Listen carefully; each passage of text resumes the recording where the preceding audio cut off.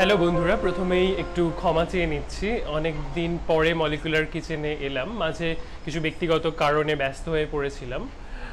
আশা করি এরপর থেকে আবার রেগুলারলি ভিডিও বানাবো এবং ছন্দে ফিরে আসবো।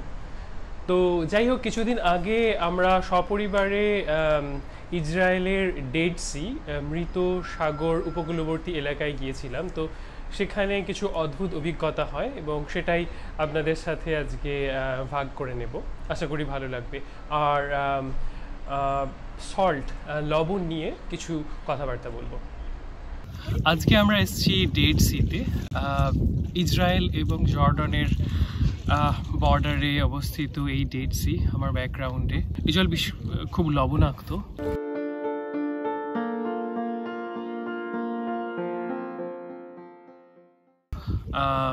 লবণের কনসেন্ট্রেশন প্রায় 34%। এমনিতে সমুদ্রের যে লবণের পরিমাণ থাকে তার থেকে প্রায় 9 গুণ বেশি। এই এত বেশি লবণ হওয়ার ফলে কি হয়, লবণের জলের ঘনত্ব বেশি হয় এবং তার ফলে প্লবতা বেশি হয়। এখানে না সাঁতার জানলেও ভেসে থাকতে পারে।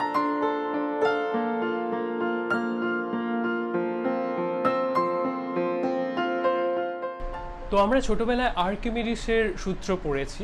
আর্কিমিডিসের সূত্র কি বলে, কোনো বস্তুকে জলে রাখলে ওই বস্তু যে পরিমাণ জল অপসারিত করে, সরিয়ে দেয়, সেই অপসারিত জলের ওজন যদি বস্তুর ওজনের থেকে বেশি হয় তাহলে ওই বস্তু কিন্তু জলে ভেসে থাকবে।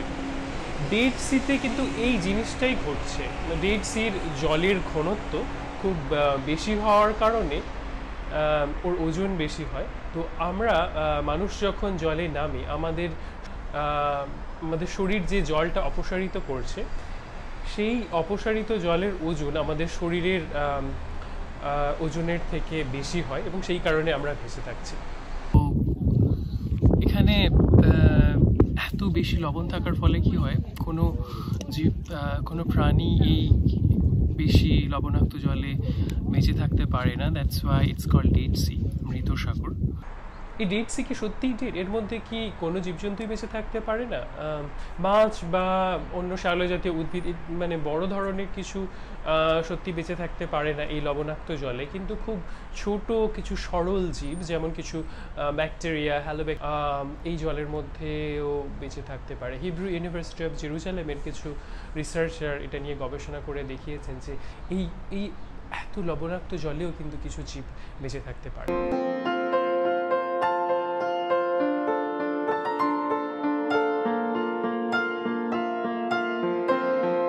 সমস্ত ধরনের রান্নায় নুনের একটা তো গুরুত্ব রয়েছে। নুন না থাকলে গুণ গাইতে পারবে না।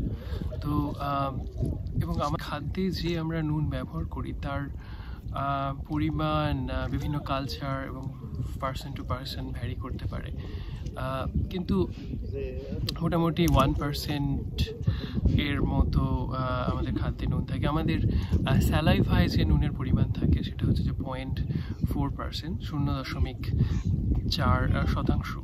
এবং খাবারে এর থেকে বেশি নুন থাকলে, 0.04%-এর থেকে বেশি নুন থাকলে সেটা আমাদের সল্টি মনে হয়, এর থেকে কম থাকলে কম সল্টি মনে হয়। কিন্তু আমার পেছনে যে ডেড সি, সেখানে নুনের পরিমাণ প্রায় 34%। বুঝতেই পারছেন, it's a really hyper saline water. নুনের কথা বলতে গেলে মোটামুটি 4 ধরনের নুন আমরা ব্যবহার করি। একটা হচ্ছে যে আয়োডাইজড কমন সল্ট, যেটাতে সোডিয়াম ক্লোরাইডের সাথে আয়োডিন মেশানো হয়। 1950-60-র দিকে এই আয়োডাইড মেশানোটা চালু হয়, কারণ আয়োডিন ডেফিসিয়েন্সির কারণে বিভিন্ন ধরনের রোগ হয়, যেমন গয়টার এটসেট্রা। তো সেগুলোকে রোধ করার জন্যে নুনের সাথে আয়োডিন মেশানো হতে থাকে। আরেক ধরনের নুন হচ্ছে যে সি সল্ট।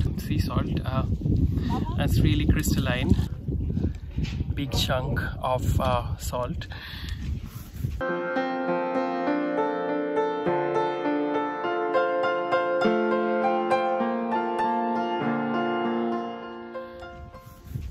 আর আছে পিঙ্ক সল্ট। এই ধরনের লবণে সোডিয়াম ক্লোরাইডের সাথে অনেক ধরনের মিনারেলস বা খনিজ থাকে, যেমন ক্যালসিয়াম, আয়রন, জিঙ্ক, ক্রোমিয়াম ইত্যাদি। তো এই কারণে এই লবণ গোলাপি ধরনের হয়। kind of salt.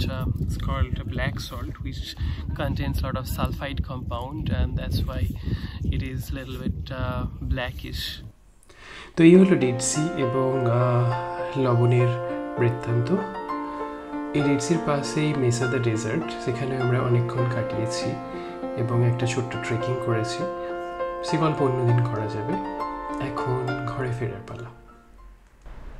আশা করি ভিডিওটি আপনাদের ভালো লেগেছে। আবার পরে কখনো কথা হবে। ভালো থাকবেন, বাই।